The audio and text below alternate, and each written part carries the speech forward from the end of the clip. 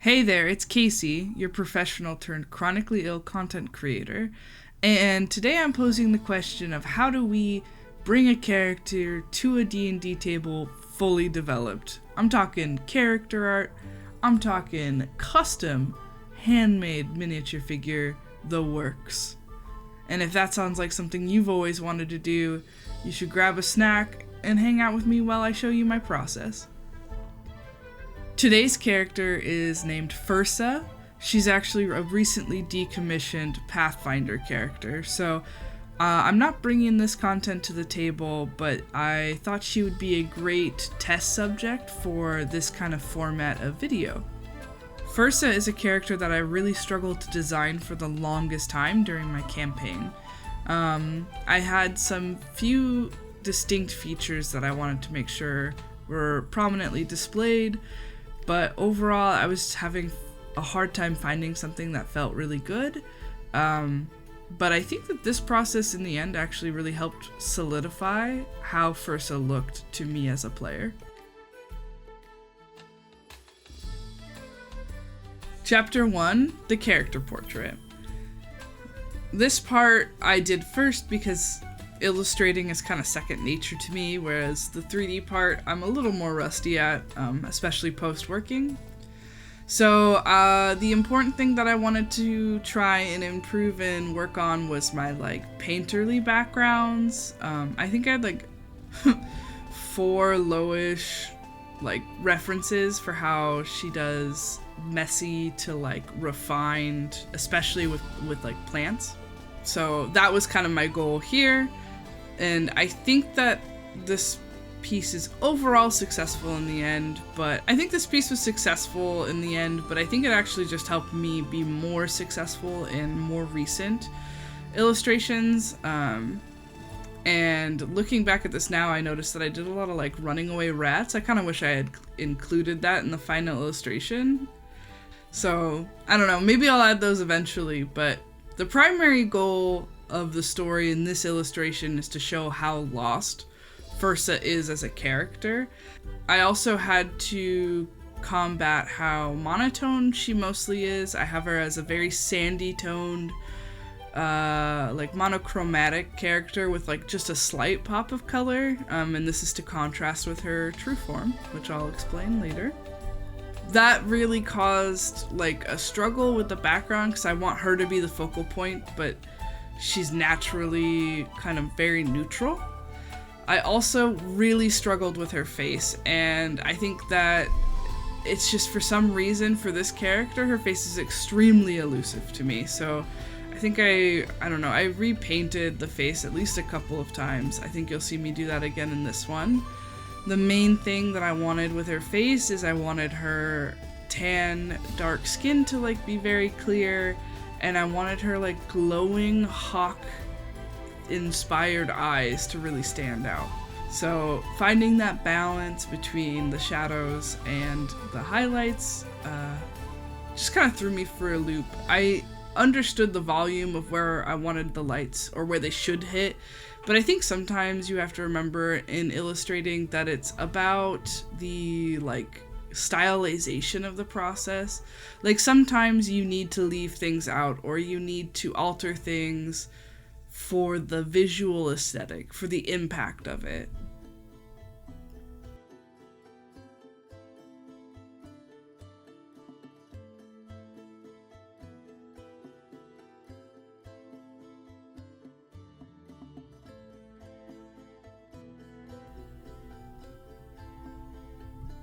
So you'll see here I'm redoing the eyes several times because I really wanted to make sure her eyes popped. And also her eyes are so small in terms of the whole painting. And I think that was part of the issue too, is you can't put too much detail there because she is a small aspect.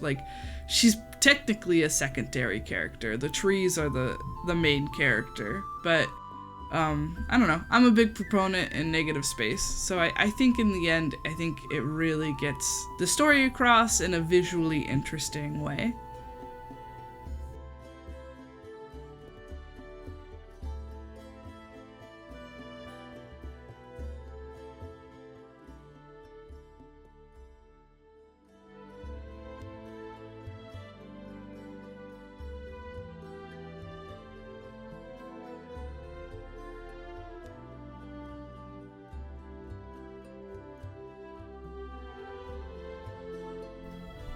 Alright, chapter 2, the 3D figure. Now, to be clear, this was a while ago. I've been doing a lot more 3D since this piece, but this piece specifically is the first piece I did coming back to ZBrush. I've been working a lot in Nomad Sculpt post my job, but this is the first time I actually was feeling well enough that I could like sit down at an actual computer and sink my teeth back into ZBrush. So I didn't record the initial form blocking out. So you kind of see here we're starting where she already has most of her shapes, but we're gonna get into the detail. You'll have to forgive me. I rotate the character so much. I had to cut out so many times where I was just rotating the character because I was very hesitant. That's kind of how I act when I'm rusty with a program, is I take things very slowly and then I like stop and I try to look at it from every angle as often as possible. So I think this project honestly took me probably like 5 times longer than it should have, just out of hesitancy. But that's alright, because we get there at the end.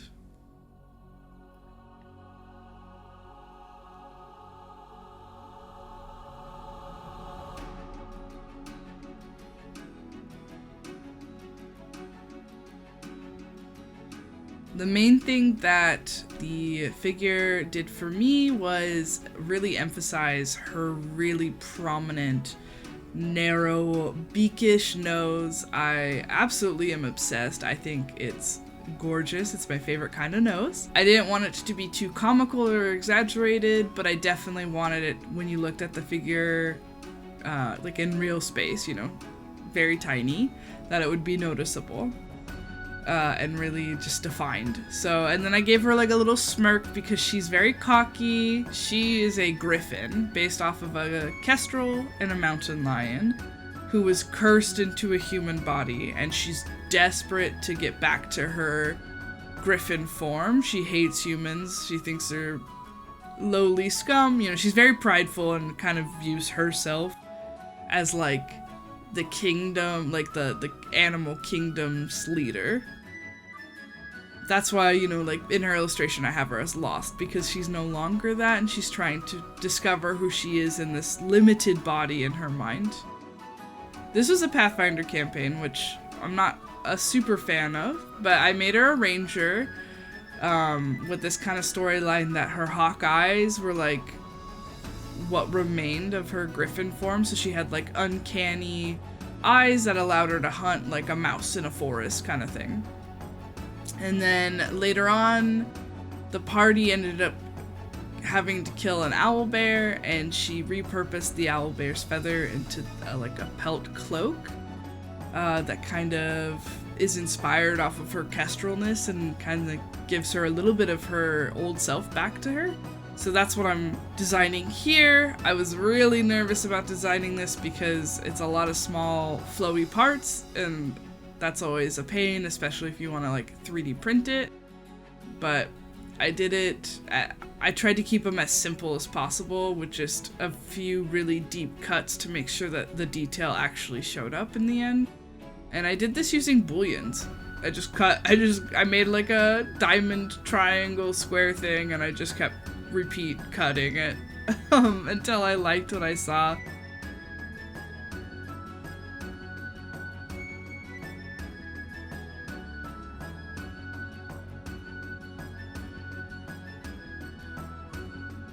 I'm really excited for how this turned out in the end. I am getting it printed right now. I haven't seen her printed. I hope it's good. I'm so excited. Did do a 3D render, so if you've been wanting to see what she might actually look like, stick around, please. I know this is a long video, but it's gonna be worth it. Or at least, I don't know, skip to the end and comment about how cool my render is. I had to learn Blender to do that. My rendering experience is in like Keyshot, so it took a little bit of work, but I'm excited to finally dip my toes in Blender, and that's part of the reason why this project kind of took as long as it did to put together. Also, I have to do the obligatory please like, comment, and subscribe. I am a new YouTuber. I do a mix of 2D and 3D, so as you can see, this video is both. My hope is to do more of these videos, specifically this illustration and minifigure combo. So, you know, I have a few characters that I can do that with, but eventually I'd like to do your guys' characters, and I don't know, maybe even pass along some STLs and you guys can get some free D&D figures to print. I don't know. Let me know what you think. Commenting helps me know if that's what people want or are interested in. Any sort of interaction is super helpful to a small YouTuber like myself, so thank you so much.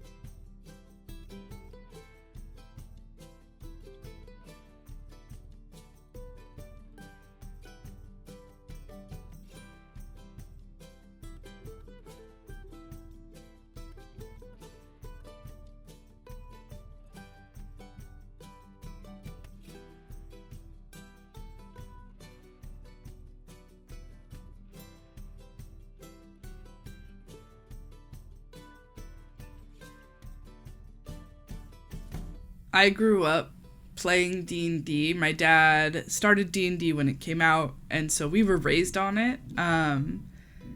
So I can't tell you how exciting it is for me to finally have the skill set to actually be able to not only create a character portrait for my character, but also with my own figure. I'm obsessed. Now I just need to like print it in lead and it'll be like my old school dream of having a little lead figurine.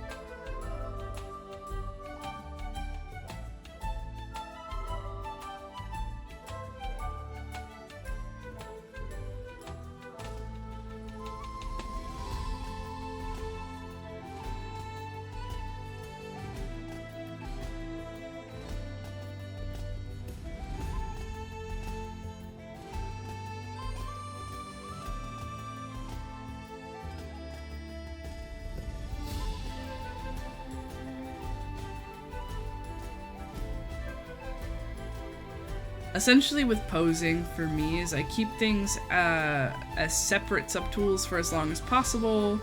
I try not to like Dynamesh and merge things until the very last second, and I try to keep things as symmetrical right until like the final wire. So the more I can do symmetrically, the better.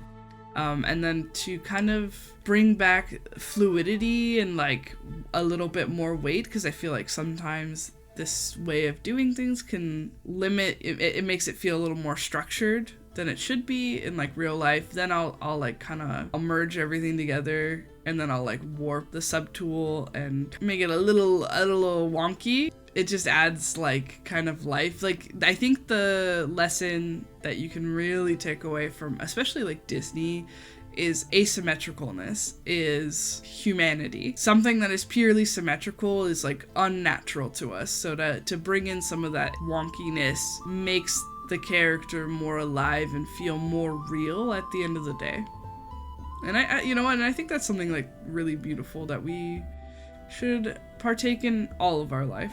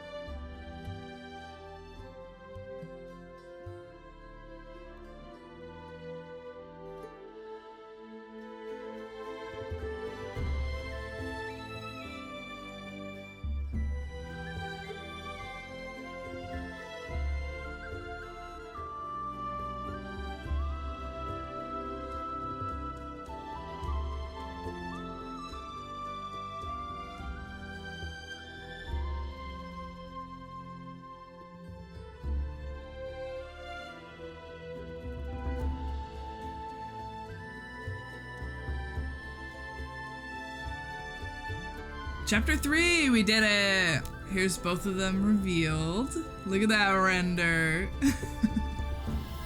I had a lot of fun figuring out how to get that gray plastic look. I don't paint my miniature figures. I don't know. I am obsessed with the gray figure.